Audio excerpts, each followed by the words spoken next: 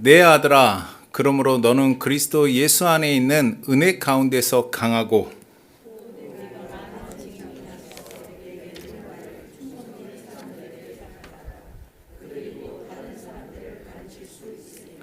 너는 그리스도 예수의 좋은 병사로 나와 함께 고난을 받으라.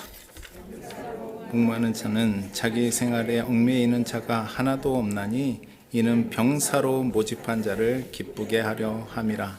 경계하는 자가 법대로 경계하지 아니하면 승리자의 관을 얻지 못할 것이며 수고하는 농부가 곡식을 먼저 받는 것이 마땅하니라. 같이 합시다. 내가 말하는 것을 생각해 보라. 주께서 범사에 내게 총명을 주시리라. 제목이 하나님을 기쁘게 하는 자. 하나님을 기쁘게 하는 자. 여러분, 디모데 후서가 지금 이제 토요일 날부터, 그렇죠? 토요일 날부터 주일까지 디모데 후서가 이제 들어갑니다. 다 끝나고. 근데 이제 디모데 후서를 누가 작성했냐면 사도 바울이 디모데 후서를 작성했어요. 집필했습니다. 근데 그 사도 바울이 집필한 서신이 신약 27권 가운데 13권입니다. 근데 혹자는 14권이라고 얘기도 합니다. 왜냐하면 히브리서가 옛날에 이제 옛날 성경의 전승에 의하면 히브리서가 바울이 쓴 그 책 목록에 들어가 있다라고 기록이 되어 있기 때문에 그렇습니다. 근데 이제 여러 가지 문맥이라든지 바울은 성경 말씀을 꼭 전할 때 성경을 집필할 때 본인의 이름을 꼭 넣죠. 사도된 바울은, 하나님의 종이 된 사도된 바울은 하고 성경을 시작합니다. 근데 그런 문맥이 없고 어떤 문맥상으로는 바울이 쓴 것 같지 않은 어떤 이제 그런 것들 때문에 공식적으로는 바울이 쓴 성경 서신이 13장에 이릅니다. 여러분, 신약 27권 가운데 13권을 누가 쓰셨어요? 바울이 쓰신 거예요. 우리가 잘 아는 로마서, 고린도전서, 전후서, 갈라디아서, 에베소서, 빌립보서, 골로새서, 데살로니가 전서, 데살로니가 후서, 디모데 전서, 디모데 전후서, 디도서, 빌레몬서. 그래서 13권을 썼습니다. 여러분, 시험 문제 나옵니다. 장로고시에 나와요. 바울이 집필한 성경 목록은 몇 장일까? 13권입니다. 자, 여러분, 이제 디모데후서 오늘 보는 이 말씀이 바울의 마지막 쓴 서신이에요.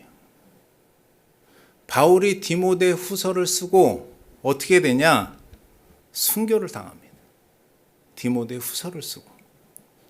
근데 바울이 디모데후서 4장 7절에 보면 나의 달려갈 길을 마치고, 바울이 이 디모데후서를 쓴 이때에 본인이 죽을 줄을, 본인이 순교를 당할 줄을 이미 알고 있습니다.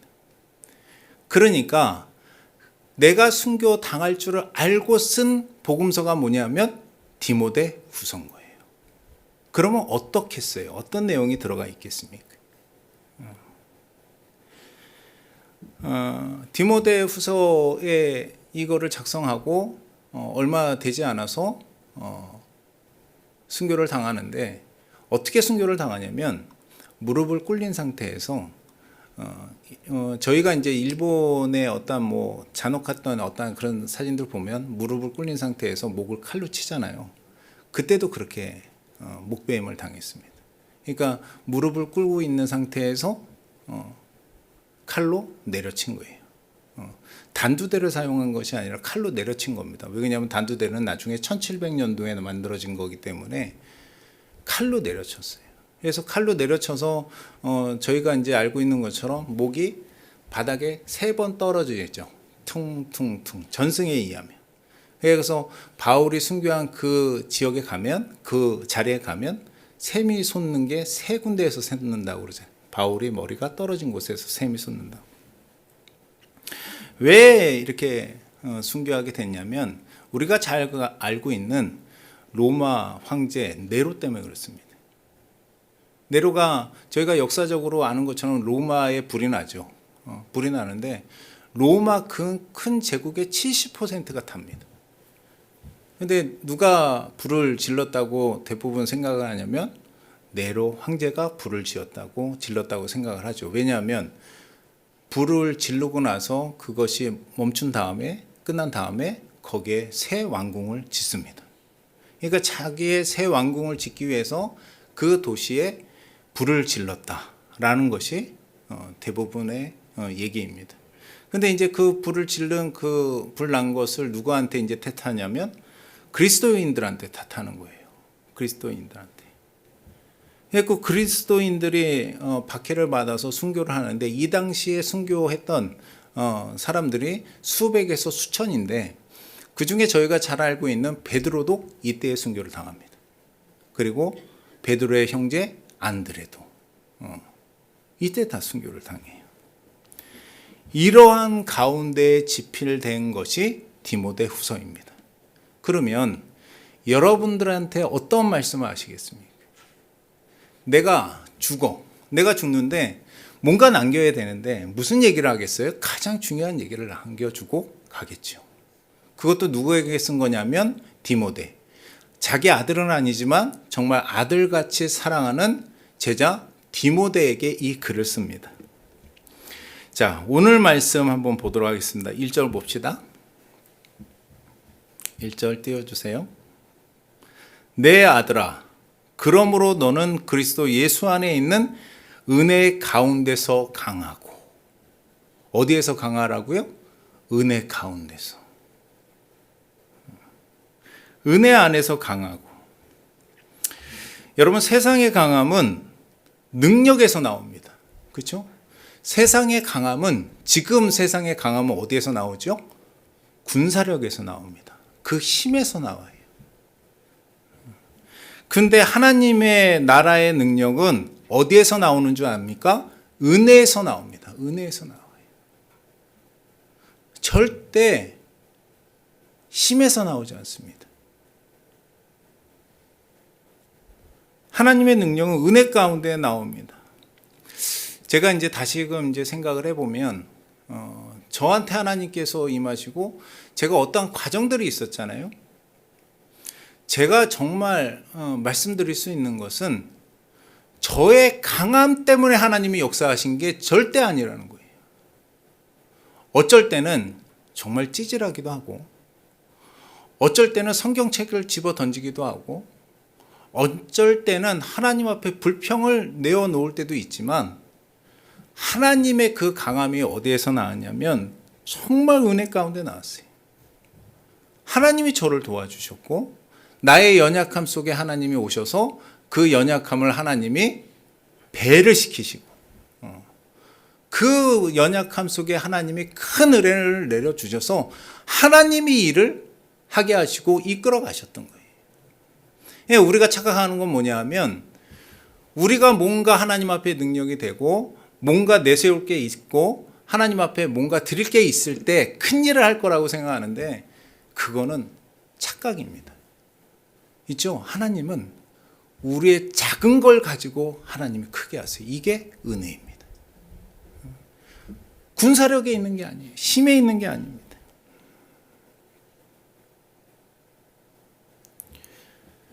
하나님 앞에 작은 모셔드림. 우리 안에 우리의 연약한 부분에 하나님을 모셔드리면 그 연약함 가운데 하나님이 일하시는 거예요. 이것이 은혜입니다. 이것이 은혜. 여러분 뭐라고 그러냐면 2절에 또 내가 많은 증인 앞에서 내게 들은 바를 충성된 사람에게 부탁하라. 그들이 또 다른 사람들을 가르칠 수 있으리라. 하나님의 은혜 안에 강함을 경험한 자가 어떤 일을 하냐면 많은 충성된 자들을 일으키고 가르칠 수 있는 겁니다. 하나님의 나라의 가르침은 능력에서 나오는 것이 아니라 하나님의 전적인 은혜에서 나옵니다. 하나님의 은혜에서 나와요.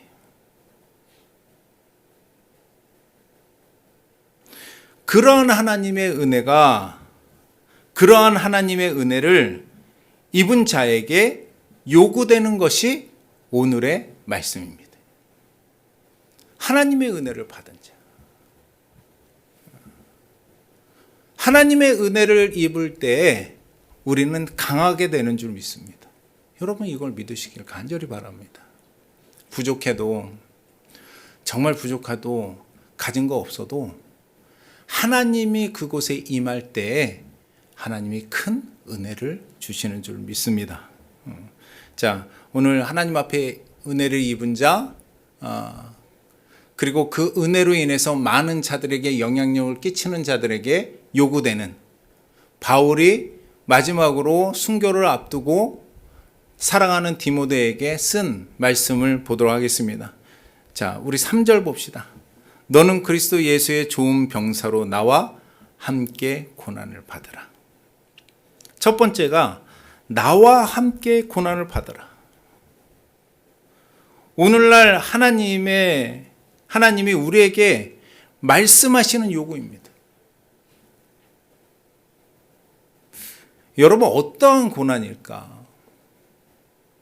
중요한 거는요, 여러분 하나님의 말씀을 쫓아감으로 인해서 생기는 고난이어야 돼요. 엉뚱한 고난이면 안 됩니다. 예를 들어서 내 성격 때문에 당하는 고난이면 곤란해요. 어떠한 고난이어야 되냐면 하나님의 말씀을 따라감으로 인하여서 나오는 고난이어야 돼요. 현재도 많은 사람들이 순교하는 곳이 나오지요. 근데 실제적으로 우리의 삶에는 지금 뭐 한국 안에서는 선교한다고 죽임을 당하지 않잖아요. 하나님의 말씀을 따라감으로 얻어지는, 만들어지는 상황을 말하고 있습니다. 중요한 것은 정말 우리들이 말씀을 따라감으로 인해서 생기는 건데, 중요한 건 우리의 소신이나 우리의 계획이 아닙니다. 절대적으로 하나님의 말씀을 따라감으로 인해서 생기는 고난이어야 돼요. 그 고난에 무엇이 있냐면 하나님의 은혜가 넘치게 되는 줄 믿습니다. 그러면 우리들은 과연 어떠한 고난을 따라가고 있는가? 또 우리가 어떠한 고난을 사모하는가? 여러분 우리는요, 고난이라는 그 자체를 좋아하지 않습니다. 그저 우리들에게 하나님이 좀 기쁨으로 다가오시고 우리들에게 행하는 일에 평안함으로 임하길 바라죠. 내가 원할 때 되게 하시는 하나님, 그렇죠? 내가 기도할 때 응답하시는 하나님, 내가 기도할 때 치료하시는 하나님을 바라지, 내가 기도할 때 네가 말씀과 함께 고난을 겸하여 받으라 하시는 그 하나님을 만나면 여러분 어떻게 합니까? 도망가죠. 도망갑니다. 우리는요, 어떤 것을 얘기하냐면 복을 얘기합니다. 저희 아들이 지금 여기 앉아 있는데, 아들이 지금 축구 이제 대학교 입학을 이제 하고 있습니다. 근데 결과가 어떻게 될지 몰라요. 그래서 저번 주에 저희가 큐티를 할 때 비가 올 때 기도해라. 비가 와야 되는 그때인데도 비가 안 오니 기도해라. 우리가 장마철에 비 오게 해달라고 기도합니까? 비 멈추게 해달라고 기도하죠. 장마 때인데 비가 안 오면 기도해라 이거거든. 장마 때. 그래갖고 민혁아 기도해라 라고 얘기했어요. 그랬더니 민혁이가 어떻게 했어요? 기도를 한 거예요. 얘가 왜 기도를 했겠어요? 붙고 싶으니까. 기도를 했대. 뭐라고 기도했냐 그랬더니 그냥 기도했어. 그래가지고 야, 하나님 앞에 주님 나 붙여주시면 나 이렇게 할게요. 절대 그런 기도하지 말아라. 그거는 속보이는 기도잖아요. 우리가 기도할 때 하나님이 역사하시는 그 하나님을 우리는 믿고 싶지, 나에게 고난을 요구하는 하나님을 쫓아가고 싶지 않은 것이 우리들의 마음입니다. 절대적으로. 은혜를 받는 자에게 네가 나와 함께 고난을 받으라. 하나님의 말씀을 쫓아감으로 인해서 생기는 고난을 받으라. 두 번째, 뭐라고 말씀하시냐면 우리 4절 봅시다. 병사로 복무하는 자는 자기 생활에 얽매이는 자가 하나도 없나니 이는 병사로 모집한 자를 기쁘게 하려 함이라. 두 번째가 뭐냐면 모집한 자를 기쁘게 하려 함이라. 누가 모집했어요? 하나님께서 모집하셨단 말이에요. 누가 불러주셨을까요? 하나님이 불러주셨어요. 어제 이제 결혼식이 있었는데 오늘 우리 이평재 군이라고 말씀드려야 되겠죠. 새신랑 이평재 군께서 오셨는데 우리 심현실 자매님하고 결혼해서 여기서 결혼식을 하면서 이 주일날 오셨단 말이에요. 이 과정 속에 누가 불러주셨을까? 하나님이 이끌어 주셨겠죠. 심현실 자매를 결혼 안 했으면 교회에 안 나왔겠죠. 예를 들어서 결혼한 사람이 절에 다녀. 불실한 불교 신자예요. 그럼 어디가 있을까요? 절에 가 있겠죠. 안 가실 수도 있지만 하나님이 이 모든 것들을 이끌어 주십니다. 여러분, 그분을 기쁘게 해드리기 위한 삶이 여러분 신앙생활입니다. 신앙생활은 내가 하나님을 믿어서 내 것이 잘 되기 위한 생활이 아니라 신앙생활은 내가 하나님을 기쁘게 만들어드리는 것이 신앙생활이어야 합니다. 우리들은 이것을 잊어버릴 때가 너무나 많이 있습니다. 하나님이 우리를 기쁘게 해주시는 것이 신앙생활이 아니라 우리가 하나님을 기쁘게 해드리기 위해서 살아내는 것이 신앙생활입니다. 여러분이 명심하시기 바랍니다. 신앙생활은요, 내가 하나님을 믿음으로 인해서 복을 받고 내 모든 것들이 잘 되고 하기 위한 것이 아니라 이거는 기복적인 것이요. 점집에 가서도 그러고 굿할 때도 그러지 않습니까? 그거 갖고 다른 게 뭐가 있습니까? 신앙생활은 나를 유익되게 하는 것이 아니라 하나님 앞에 기쁨을 드리기 위해서 하는 겁니다. 하나님은 우리들의 주인이자 아버지가 되십니다. 우리가 아버지를 기쁘게 해드려야지 아버지가 우리를 기쁘게 해주는 것을 바라면 여러분 사단납니다. 얼마 전에 강남에서 뉴스가 났었잖아요. 부모님이 100억, 각 아들이 3명인데 100억씩 준 거예요. 근데 막내 아들이 조금 더 부모님한테 잘한 것 같아요. 그러니까 막내 아들은 나중에 조금 더 줬어. 그러니까 큰 아들하고 둘째 아들이 그거를 보고 화를 내서 결국 어떻게 했냐면 그 엄마가 혼자 남았는데 80대 노모를 때려서 죽였습니다. 첫째하고 둘째 아들이. 얼마씩 줬어요? 100억씩 줬잖아. 300억을 쓰고 죽임을 당한 게 그분인 거예요.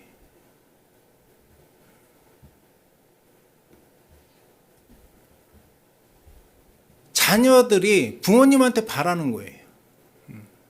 바라는 게 너무 크니까 덜 준 거에 대한 원망이 큰 거죠. 근데 자식은요, 부모를 기쁘게 해드려야 되잖아요. 그렇죠? 그게 우리가 해야 될 일이에요. 자녀들을 기쁘게, 자녀들이 부모님을 기쁘게 하기 위해서 정말 애써야 되잖아요. 이것이 우리들에게 할 일이에요. 여기 우리 아들과 딸이 있지만 아버지를 기쁘게 하는 것이 쟤들의 목표가 돼야 되죠. 여러분, 이게 왜냐하면 이게 축복을 받을 수 있는 비결이기 때문에 그렇습니다. 저는 요구합니다. 뭐라고 요구하냐면, 야, 나중에 용돈 너희들은 날 줘야 돼. 왜 그런지 아세요? 받아 먹으려고. 왜냐하면 해야 돼요. 그래야 하나님이 기뻐하시는 거예요, 사실. 부모한테 잘하라고 그러잖아요. 저는 그걸 봅니다. 왜냐하면 저희 아버님이, 저희 어머님이 친할머니, 외할머니 혼자 남으셨을 때 모셨어요, 두 분을. 옛날에는 뭐 넓은 집이 아니라 방 하나 있을 때 방 하나 있고 뭐 거실 하나 있고 할 때 우리들은 다 거실에 재우고 할머니 두 분을, 친할머니, 외할머니를 그 집에 모셨어. 그러니까 나중에 저희 할머니가, 친할머니가 야, 내가 15 아들하고 우리가 그렇지, 4명이구나. 4명에다가 고모가 한 분 계시는데 내가 5명 자녀하고 너하고 안 바꾼다 하고 돌아가셨어요. 그렇게 모셨어요. 근데 우리 아버님이 그 형제 중에서 가장 단명하실 줄 알았거든요. 병원에서 그 천식이 심하셔서 시한부 인생을 선고받았는데 지금까지 장수하고 있어요. 혼자만. 나머지 형제들은 다 돌아가셨어요. 부모한테 잘하면 장수하게 되어 있습니다. 그리고 복받게 되어 있어요. 내 생활에 얽매여서 아버지를 기쁘게 하지 못하는 것은 여러분 잘못된 신앙입니다. 내 생활에 얽매여서. 하나님이 뭐라고 그러셨어요? 모집한 자를 기쁘게 하려 함이라. 우리가 은혜 받은 자는 모집한 자, 하나님을 기쁘게 해드려야 되는 사명이 우리에게 있는 겁니다. 이것이 신앙생활을 하는 우리에게 하나님이 요구하는 겁니다. 자, 우리 세 번째 우리 말씀 봅시다. 5절, 경계하는 자가 법대로 경계하지 아니하면 승리자의 관을 얻지 못할 것이며. 경계하는 자가 법대로 경계하지 아니하면 승리자의 관을 얻지 못할 것이며. 여러분, 사도 바울은요, 얼마든지 투옥의 상황, 순교의 상황을 벗어날 수 있었습니다. 사도 바울은 할 수 있었어요. 왜 그러냐면 로마인이었기 때문에. 예루살렘에서 잡혔을 때 난 로마인이야, 그러면 풀려나요. 아무도 못 건드리는 거예요. 로마인의 특권이라는 게. 우리가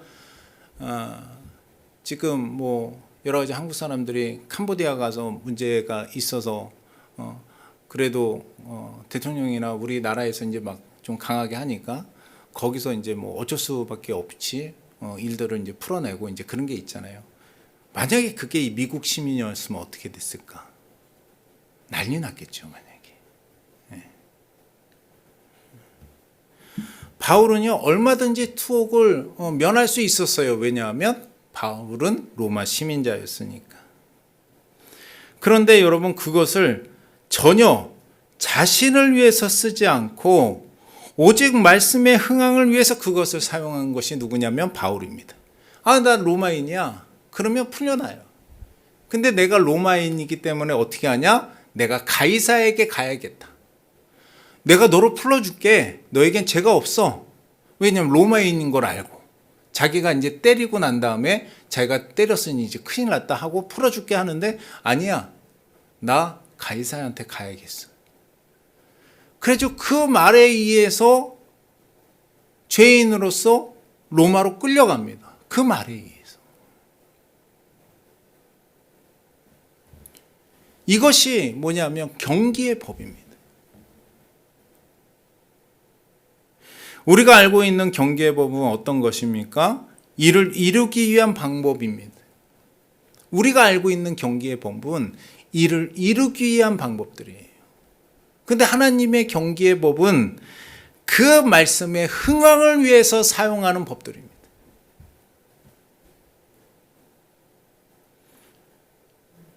여러분, 우리에게 적용이 되어야 합니다. 우리에게 적용이 돼야 돼요. 하나님의 일을 이루는 것은 전공법이에요. 하나님의 일은 하나님의 법칙 안에서 이루어집니다. 우리가 법칙을 알아야죠. 이 법칙을 묵상하고 이 법칙에 의해서 하나님 앞에 다가가지 아니하면 어떻게 되냐? 우리는 하나님 앞에 복을 받을 수가 없어요. 하나님이 우리 가운데 은혜를 내려주실 수가 없습니다. 우리가 말씀을 묵상하는 게 왜 묵상하냐면 하나님이 원하시는 법을 알기 위해서 말씀을 묵상하는 거예요. 그러니까 어떻게 해야 돼요? 말씀을 묵상해야 되는 거예요. 어떤 일이 있어도. 그 말씀에 의해서 하나님을 알아가고 하나님이 나에게 원하시는 법이 무엇인지 알 때 우리는 경기의 승리의 관을 쓰게 될 줄 믿습니다. 자, 우리 6절 봅시다. 수고하는 농부가 곡식을 먼저 받는 것이 마땅하니라 합니다. 여러분, 수고하는 자가 먼저 받아야 하는 것은 당연한 것입니다.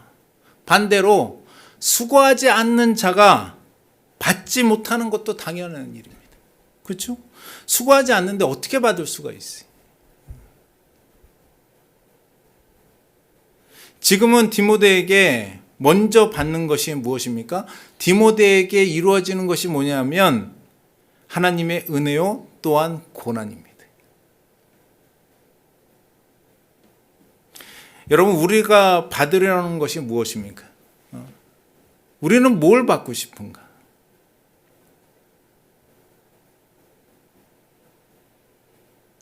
우리가 받고 싶은 것이 있으면 여러분, 감사함이 없어집니다. 우리가 받고 싶은 것이 있으면 감사함이 없어져요. 뭐만 남냐면 불평만 남아요. 우리가 하나님 앞에 무엇을 받고 싶은가?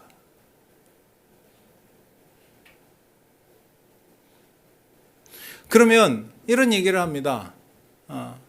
어떠한 이제 받고 싶은 거에 대해서 얘기를 하면 이렇게 반응하는 사람이 있어요. 나는 어떤 것도 받고 싶지 않아. 그렇게 얘기하는 사람이 있습니다. 신앙에서 얘기할 때. 어떻게 보면 겸손인 것 같지만 절대 겸손이 아니에요. 이건 귀찮은 겁니다. 우리는 받는 것이 마땅합니다. 받아야 됩니다. 은혜를 받은 자로서 받아야 됩니다. 내가 어떤 것을 받고 싶어 하는지 여러분 신앙생활을 잘 점검해 보시기를 간절히 바랍니다. 은혜와 고난을 사모하고 그것을 받기 위해서 애쓰는 저와 여러분들이 되기를 간절히 소망합니다. 여러분, 바울이 마지막으로 7절에 뭐라고 그러냐면 봅시다. 내가 말하는 것을 생각해 보라. 주께서 범사에 내게 총명을 주시리라.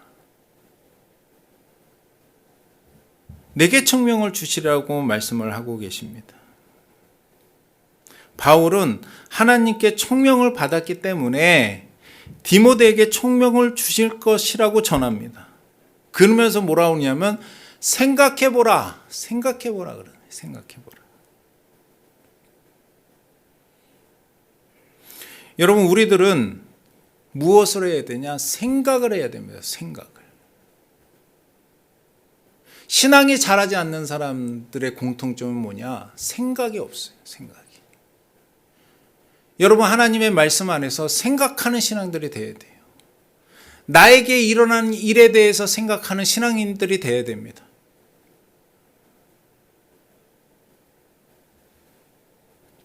생각이 없으면요, 잘하지 못합니다.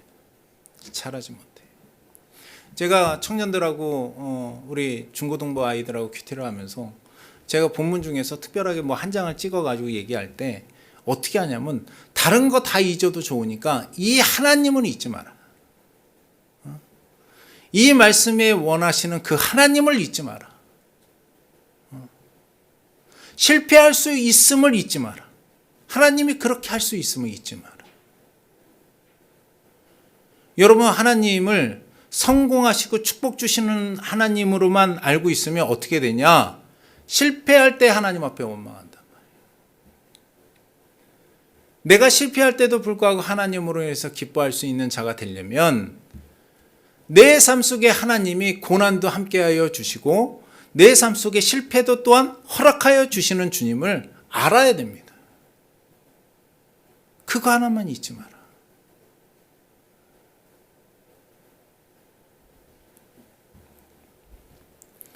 그 생각이 없으면 여러분 총명을 얻지 못합니다.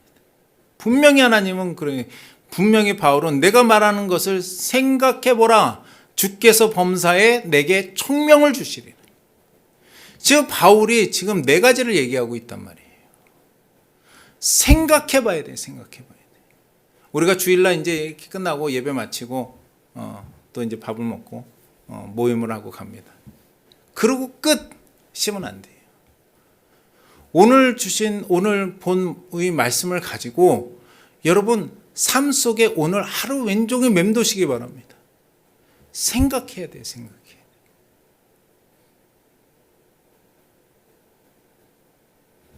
오늘 말씀 가운데 바울은 은혜 가운데 강하여서 사람들을 가르칠 수 있다고 얘기합니다. 은혜 안에서 강한 자가 사람들을 가르칠 수 있다고 얘기해요. 그리고 고난을 사모하라고 얘기합니다. 그리고 하나님을 기쁘게 하며 라고 얘기하고 있어요. 그리고 뭡니까? 하나님의 법으로 경계하여서 승리의 간을 얻고 수고하는 농부가 되어 먼저 소출을 얻어라 라고 얘기하고 있어요. 이 말씀이 하나님의 말씀이고 하나님이 바울을 통해서 주신 말씀이면 여러분 이 안에 뭐가 있냐? 하나님의 길이 있는 줄 믿습니다. 생각하시기 바랍니다. 생각해야 돼.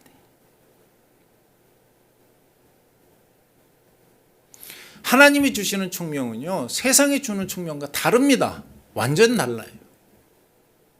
하나님이 주시는 길은요, 우리가 생각하는 길과 완전히 다릅니다. 근데 그 길 끝에는 뭐가 있느냐? 내가 생각하지 않았던 하나님의 총명이 기다리고 있어요.